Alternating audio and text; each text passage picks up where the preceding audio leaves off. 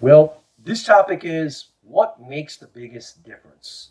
Answer easy, love. That is really what affects people the most and changes things the most. And let me give a quick example of this.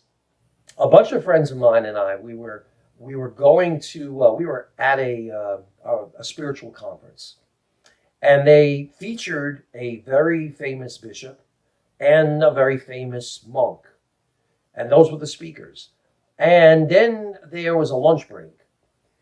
90 something percent of the time, lunch is included when you go to something like this. Or if it isn't, they tell you to bring something. They didn't tell us. And there was no way to buy food or get food, and we were starving. And there was an older woman who saw us and saw we had nothing to eat and said, I got a bunch of oranges I brought. Would you guys like one? And, she told us about how she always packs something extra just in case somebody doesn't have something to eat. Somebody either didn't get the word or forgot that there was being no food. And that kindness, I don't remember a word that bishop or that monk said that day. But to this day, so many years later, I remember the kind woman with the oranges. And that will always be the case. What makes the biggest impression is the love that you give. There may be people watching this video that have ministries.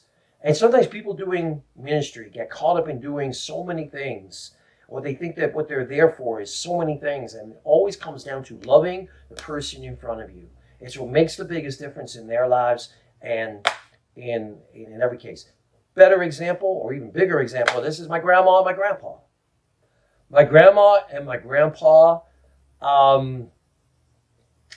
you see this picture? This is not the way it was. They would fight like cats and dogs. I mean, it was really something to see. I mean, when you'd be with them, it really looked like a case of she would be tormenting him. There's like nothing this man could do right. Like he didn't fold the napkins right, didn't get the right size plates, didn't cut the cake the right way.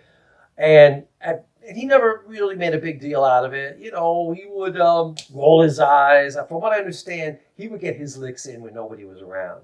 But anyway, there was no calm, loving, kindness there. And my grandma passed before he did.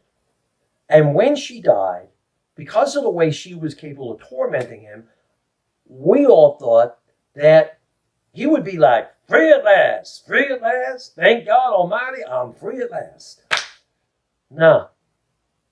After she passed, one thing that he locked in on, that he focused on, that he never let go of, was the last words that she said to him. You know what they were? Did you eat? He always told us about how that was the last thing she said to him. Did you eat?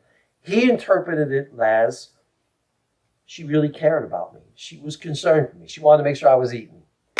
And that taught me something. Because at the end, he didn't go back on. He never had a bad word to say about how she tormented him. He always focused on that last thing. It was the loving gesture, or maybe as much of one that was capable of being there. Who knows? But it's the truth. It's the truth. The love, it's the good things we remember, and it's the love that makes the biggest difference. Hope you're motivated to go for that. God bless you.